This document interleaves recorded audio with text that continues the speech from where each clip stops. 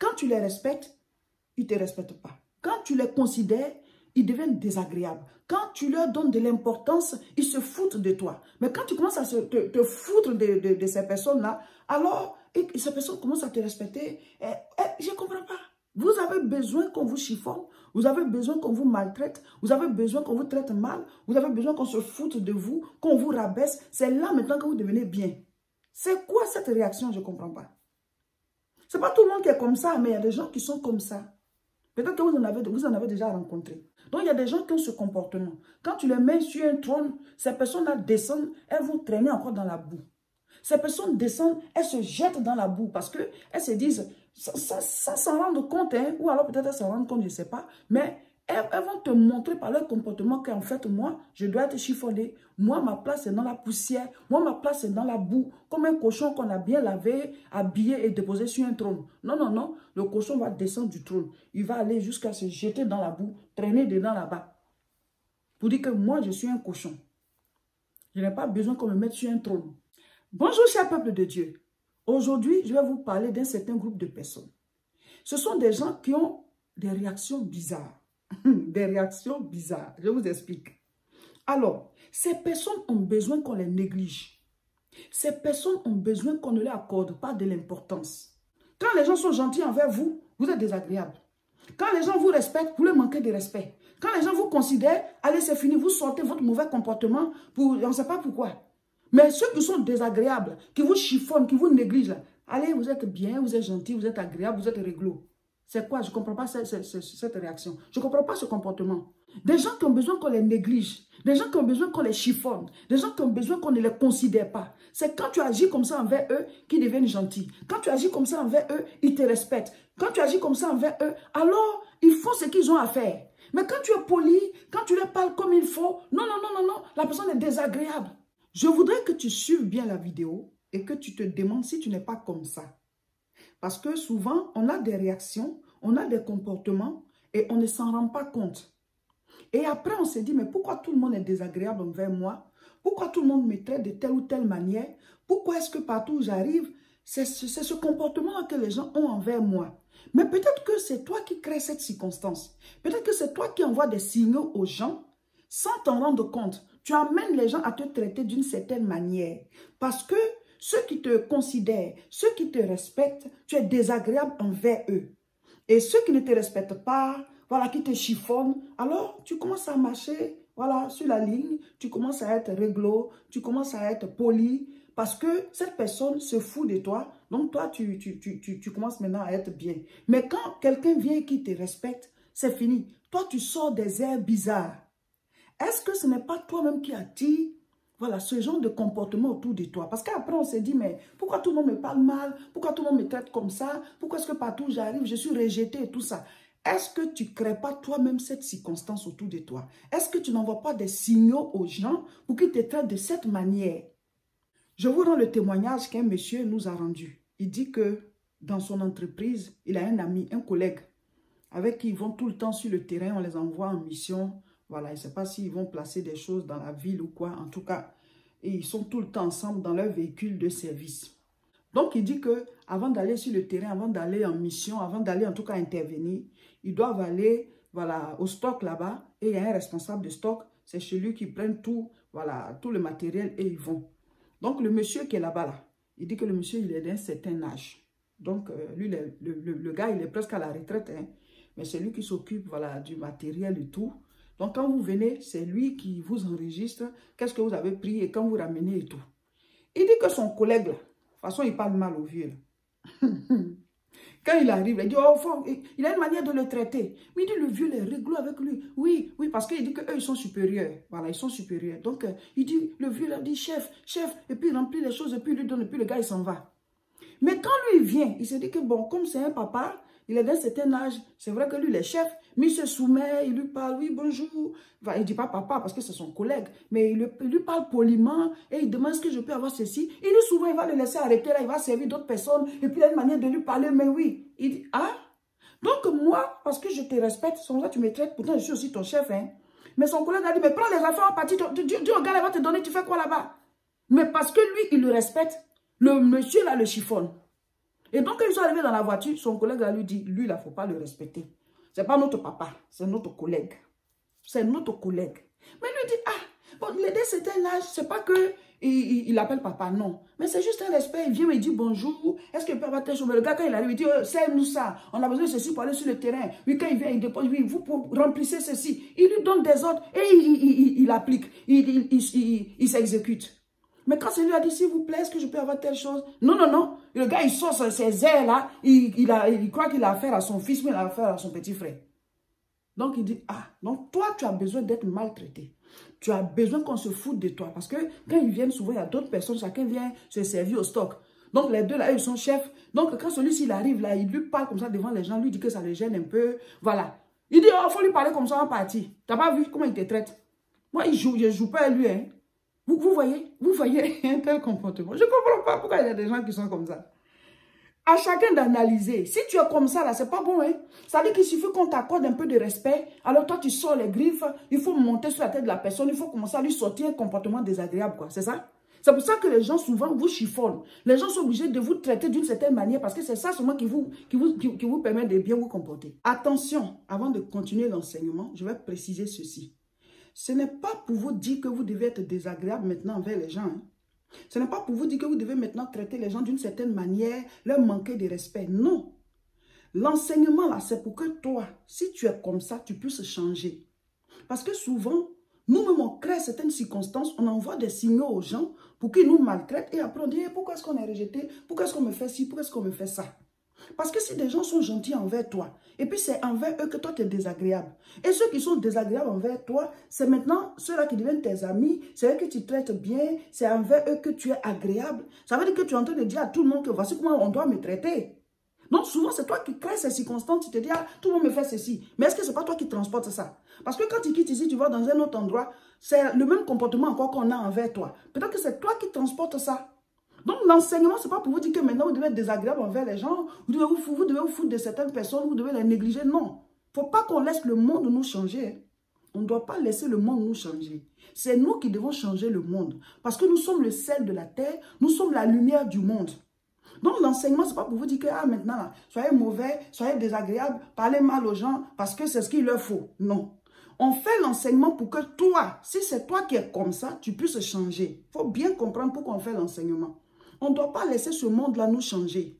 On ne doit pas laisser les gens là nous rendre désagréables. On ne doit pas laisser les gens nous transformer en de mauvaises personnes, en des personnes impolies, en des personnes désagréables. Parce que c'est ce qu'il leur faut pour que ces gens soient rigolos. Non, on ne doit pas les laisser nous transformer. C'est à nous de les transformer. C'est à nous de donner de la saveur à ce monde. Donc, si tu te trouves devant une telle situation, parce que quelqu'un, c'est quand on est désagréable envers lui qu'il est bien, ou alors tu as quelqu'un qui est devant toi qui est désagréable envers lui, il traite bien cette personne et toi qui es poli, voilà, la personne est mauvaise envers toi.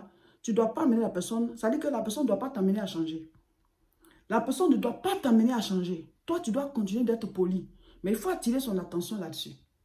Gentiment, parce que souvent on fait mal les remarques, c'est pour ça que les gens ne prennent pas. Tu lui fais la remarque dans l'amour. Tu lui dis, tu vois, moi je suis bien avec toi. Moi, je suis gentil avec toi. Regarde comment tu me traites. Regarde, tu ne me sais pas bien. Mais quand quelqu'un d'autre, tu ne dis pas le nom de quelqu'un pour ne pas créer d'histoire. Hein?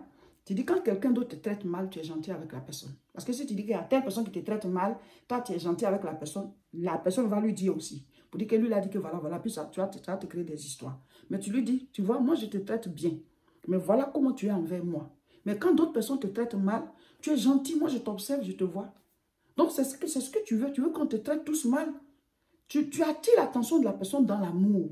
L'enseignement, là, ce n'est pas pour dire que maintenant, sortez les griffes, devenez désagréables, foutez-vous des gens, voilà, négligez-les parce que c'est de ça qu'ils ont besoin. Ce n'est pas ça. Hein. L'enseignement, là, c'est pour vous dire que si vous êtes comme ça, là, il faut changer. Parce que ce n'est pas la bonne manière. Parce que tout le temps, tu vas attirer de l'hostilité autour de toi. Tu vas encore pleurer alors que c'est toi qui crée ça. Il y a une dame qui dit que elle, c'est sa belle-mère qui est comme ça. Sa belle-mère est comme ça. Alors, elle dit que sa belle-mère et son beau-père ont 5 enfants. 3 garçons et 2 filles. Et ce sont les garçons qui sont les aînés et les 2 filles sont les plus petites. Alors, donc elle dit qu'elle est la femme du 2e garçon. Les 3 garçons sont mariés. Mais elle dit que sa belle-mère, elle a vraiment adopté la dame comme sa maman. Elle la respecte, elle lui fait des cadeaux. Souvent, voilà, la vieille, elle est au village, hein. Mais elle la fait venir souvent chez elle, faire les petits séjours. Quand elle vient, on prend soin d'elle, elle va avec elle au marché, on achète tout ce qu'elle veut et tout ça. Donc, elle s'est dit que bon, c'est la maman à son mari, il faut qu'elle soit à l'aise. Elle dit que les deux autres là, la femme du plus grand et la femme du troisième, elles ne font pas d'efforts avec la vieille. Elle vient, c'est la belle-mère, point c'est tout, elle est assise là. Elle voit comment est-ce que les deux autres femmes la négligent la maman. Mais elle dit que la belle-mère, ce sont les deux là qu'elle aime. Ce sont les deux là que la vieille la aime. Mais elle, la vieille n'aime pas. La vieille n'aime pas ses enfants. Mais pourtant, c'est elle qui fait plus d'efforts pour la belle-mère. C'est elle qui lui achète des habits. C'est elle qui lui fait des cadeaux. Mais les autres là, voilà, elles ne font pas trop de soucis, quoi. Bon, c'est juste leur belle-mère, c'est tout, hein. Mais elles ne font pas d'efforts. Elle dit que, dans la vieille là, elle aime ceux qui ne s'occupent pas d'elle. C'est avec elle qu'elle s'entend. C'est avec elle que, voilà, elle va tout le temps les appeler. Et mes petits-fils, ils vont bien, mais elle, jamais de coup de fil. Quand elle arrive à la maison, même pas toucher les enfants. Oh, les enfants sont autour, ma mémé, grand-mère, grand-mère. Mais non, non, non, elle n'est pas trop ouverte. Mais les enfants des autres, là, allez. Et elle va même demander à ce que les enfants viennent la voir et tout ça. Mais tous ces efforts qu'elle a fait, là, la belle-mère, là, n'aime pas. Donc, elle dit que, donc la vieille, elle aime ceux qui la négligent, ceux qui la rejettent, ceux qui ne la respectent pas. C'est ça. Mais les deux autres belles filles, là, font pas d'efforts. Mais la vieille, là, les aime. Elle les appelle. Elle cause avec ses petits-fils, mais elle, jamais. Elle n'a aucune relation avec elle. Pourtant, quand il y a les cérémonies, quand il y a les fêtes, quand il y a les funérailles, quand elle va là, elle dit, maman, assis-toi, je fais tout. Ces deux autres belles-sœurs, elles viennent les deux juste un peu, mais c'est elle qui fait tout. Mais c'est elle là que la vieille la chiffonne, c'est elle que la vieille n'aime pas, c'est elle que la vieille ne respecte pas. Elle ne comprend pas. Il y a des gens comme ça. Donc elle dit, je vais devenir comme les deux autres là, parce que je m'en fous. Je m'en fous aussi. Si elle ne fait rien, je peux ne pas faire.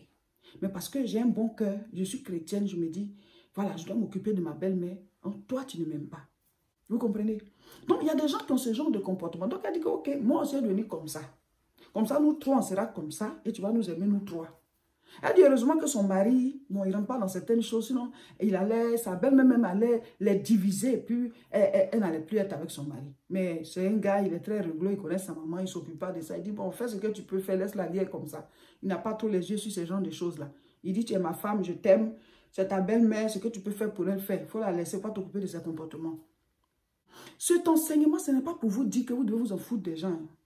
Ça ne veut pas dire qu'il faut rejeter les gens. Ça ne veut pas dire qu'il faut devenir impoli parce que cette personne a besoin de ça. Vous allez vous attirer des ennuis parce que vous êtes chrétien. Nous, en tant que chrétiens, nous devons s'aimer. Nous devons aimer. Même si on ne nous rend pas l'amour. On donne cet enseignement pour le cas où tu es comme ça, pour que tu puisses changer. Mais ce n'est pas pour que tu deviennes maintenant, voilà, comme les gens ils ont besoin qu'on se foute d'eux, moi je vais maintenant me foutre d'eux. Comme les gens ils ont besoin qu'on les manque de respect, je vais les manquer de respect. Toi, tu as brisé ta propre bénédiction, tu as détruit ta propre bénédiction, parce que la Bible dit, nos âmes de combat sont pas charnelles. Ça sont des âmes charnelles. Parler mal aux gens, manquer de respect. Le monde veut nous pousser à pécher. Le monde veut nous pousser à sortir des lois de Dieu.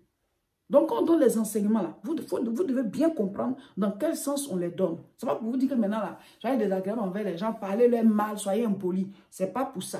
C'est pour te dire qu'est-ce que tu n'es pas comme ça. Chacun doit se regarder comme dans un miroir. La parole est un miroir. Si tu es comme ça, tu vas t'attirer tout le temps des ennuis. Les gens ne vont pas t'aimer, ils vont te rejeter. Tu te dis, mais pourquoi on me rejette? Mais peut-être parce que tu es plus agréable envers ceux qui te rejettent. Tu es plus agréable envers ceux qui te manquent de respect. Ceux qui ne te considèrent pas, qui s'en foutent de toi, toi tu es plus agréable envers eux, tu les respectes, tu te soumets. Mais ceux-là qui t'élèvent, qui t'aident et tout ça, non, non, non, toi tu les chiffonnes, tu tombes toujours du côté de ceux qui ne t'aiment pas. Il y a un problème. Il y a un problème. Comme j'ai l'habitude de vous le dire, tout est dans la parole de Dieu. On va prendre un verset biblique pour illustrer ce qu'on est en train de dire. Proverbe chapitre 19, verset 10. Il ne sied pas à un insensé de vivre dans les délices, combien moins à un esclave de dominer sur les princes. Alors, c'est la première phrase, le premier verset qui nous intéresse. Il ne sied pas à un insensé de vivre dans les délices. La première phrase de ce verset. Quand on dit il ne sied pas à un insensé de vivre dans les délices, c'est comme quand on dit, voilà, l'honneur ne sied pas à un insensé. Alors, ce verset biblique veut dire quoi? Certaines personnes montrent qu'elles sont insensées. Elles sont insensées par leur comportement. L'honneur ne va pas avec cette personne. Les délices ne vont pas avec cette personne. La gloire ne va pas avec cette personne. Le respect ne va pas avec cette personne. Elle te montre qu'elle est insensée. Elle est insensée parce que la Bible dit, c'est aux insensés que les délices ne vont pas.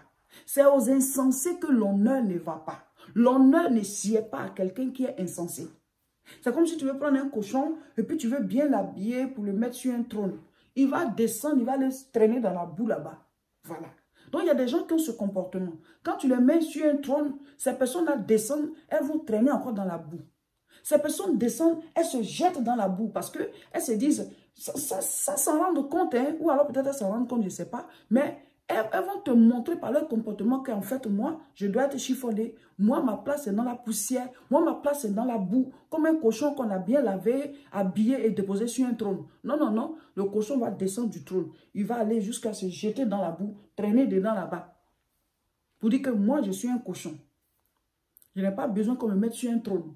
Donc, si tu te comportes comme ça, quand les gens te valorisent, non, non, non, toi, tu commences à leur créer des problèmes. Tu commences à attaquer ceux qui te valorisent. Tu commences à sortir un mauvais comportement parce qu'on t'a donné de l'honneur. Donc, tu es en train de démontrer que tu es insensé. La Bible dit, l'insensé là, les délices ne sied pas à l'insensé. L'honneur ne sied pas à l'insensé. On ne peut pas lui accorder les délices parce que ça ne va pas avec la personne. Donc, mes frères, mes soeurs, cet enseignement, ce n'est pas pour vous dire que vous devez vous foutre des gens, vous devez manquer de respect aux gens, vous devez les chiffonner, vous devez les rabaisser parce qu'ils ont besoin de ça pour pouvoir vous respecter. Ça veut dire qu'ils nous auront changé, ils nous auront transformés. On ne doit pas laisser le monde nous transformer. Si tu es poli, continue d'être poli. Si tu es gentil, continue d'être gentil. Si tu es compréhensif, compréhensive, continue. Si tu respectes les gens, quel que soit qui ils sont, quel que soit le travail qu'ils font, continue. Ne laisse pas la personne te changer. Mais tu as le droit d'attirer gentiment l'attention de la personne dans l'amour. Pour dire, tu vois, moi je te respecte, regarde ce que tu me fais. Moi je t'ai parlé poliment, regarde comment tu me traites. Regarde comment tu réagis envers moi. Mais par contre, d'autres personnes te traitent mal. Ne dis pas telle personne te traite mal. Tu vas encore créer d'autres ennuis, tu vas créer d'autres problèmes. Tu dis par contre, d'autres personnes te traitent mal. Moi, je vois, mais tu es bien avec ces personnes. Mais moi qui te respecte, moi qui suis poli envers toi, moi qui t'aime, moi qui fais des efforts, regarde comment tu me traites. Vous pouvez attirer gentiment l'attention de la personne. Dans l'amour, quand on parle avec amour, ça touche les gens. Et la personne va commencer à se dire, mais c'est vrai, pourquoi être désagréable envers ceux qui sont agréables? Et puis maintenant, être agréable envers ceux qui sont désagréables, je ne comprends pas. Normalement, on doit être agréable avec tout le monde. Ce n'est pas parce que quelqu'un est désagréable que toi, tu dois devenir désagréable. Donc là, déjà même, on ne doit pas être désagréable envers celui qui est désagréable. À plus forte raison, celui qui est agréable. Pourquoi être désagréable envers lui? Parce qu'il t'a honoré, toi, tu dois le déshonorer. Il t'a respecté, toi, tu dois lui manquer de respect. Il t'élève, toi, tu dois le rabaisser. Pourquoi? Donc, tu es en train de montrer à la personne que tu es un insensé, que tu es un cochon. Il ne faut pas me mettre sur un trône. Moi, ma place est dans la boue. C'est ça? Je suis pasteur Seka Olga de l'église La Moisson de France. Nous prions à Tourcoing, c'est tous les dimanches à partir de 10 h. Pour venir à Tourcoing, ce n'est pas compliqué. Si vous êtes à Lille, vous prenez le métro, la ligne 2. Vous descendez à la station Tourcoing Gare. Et là, il y aura une navette pour venir au culte. La navette fait 2 tours. Le premier tour, c'est à 9 h 35. Le deuxième, c'est à 9 h 50. À partir de la station Tourcoing Gare. Vous descendez là et le culte ici, c'est à 10 h. Donc, on fait le culte et après le culte, la navette vous ramène au métro.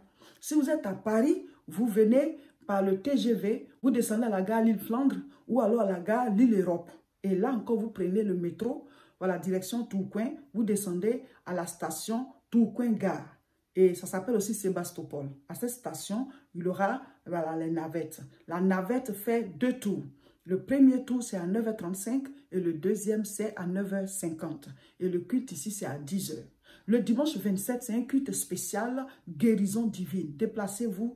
Une distance n'est jamais trop longue pour aller chercher la face de Dieu, pour aller chercher sa guérison, son miracle. Donc venez, on vous attend à l'église La Moisson de France, ici. L'adresse est 48 rue Saint-Omer, 59 200 Tourcoing. Pour ceux qui ont leur véhicule, ben vous mettez l'adresse et vous venez. Voilà. Donc dimanche, on vous attend. Et le dimanche 27 aussi, on vous attend. Tous ceux qui font la formation, l'école des disciples, ce samedi 19 mars, nous serons à Aubervilliers pour faire le cours. N'oubliez pas, nous sommes à la fin de votre formation, le niveau 1. Bientôt, on va faire la sortie. Donc, il faut être là ce samedi 19. On va faire le cours et après, on va parler de l'organisation de la fête. Voilà, donc samedi 19, 14 h 30, les 2 groupes ensemble au niveau d'Aubervilliers, formation, l'école des disciples, niveau 1. Tous ceux qui ont fait le niveau 1 et qui ont bouclé les cours vont passer au niveau 2. Donc, tous ceux qui veulent faire le niveau 1, inscrivez-vous au WhatsApp 0033 7 51 51 25 16. Envoyez-nous un message, on va vous envoyer le formulaire. Vous allez remplir et vous serez inscrit. Et on va annoncer le début des cours dans les vidéos. On va vous envoyer des messages et vous allez venir. C'est un cours par mois sur 12 mois. Voilà. Ce groupe-là, ils ont dépassé 12 mois parce qu'on a eu les mois de confinement. Donc, mes frères, mes soeurs, inscrivez-vous. Ce n'est pas pour être pasteur, ce sont des cours d'affermissement en tant que disciple du Christ. Voilà. Il faut aller vers la connaissance. Il faut aller apprendre parce que tu ne feras jamais ce que tu ne sais pas. Dans la période de Pâques, nous aurons une retraite spirituelle ici à l'église La Moisson de France. Contactez-nous à ce numéro, c'est ici à Tourcoing. On a 2 hôtels autour de l'église. Vous allez prendre les noms et vous allez les contacter pour pouvoir réserver votre chambre d'hôtel. La prochaine croisade de prière, c'est le samedi 9 avril à Aubervilliers. Préparez-vous, bientôt on va mettre en ligne les liens pour que vous puissiez vous inscrire pour être à la croisade.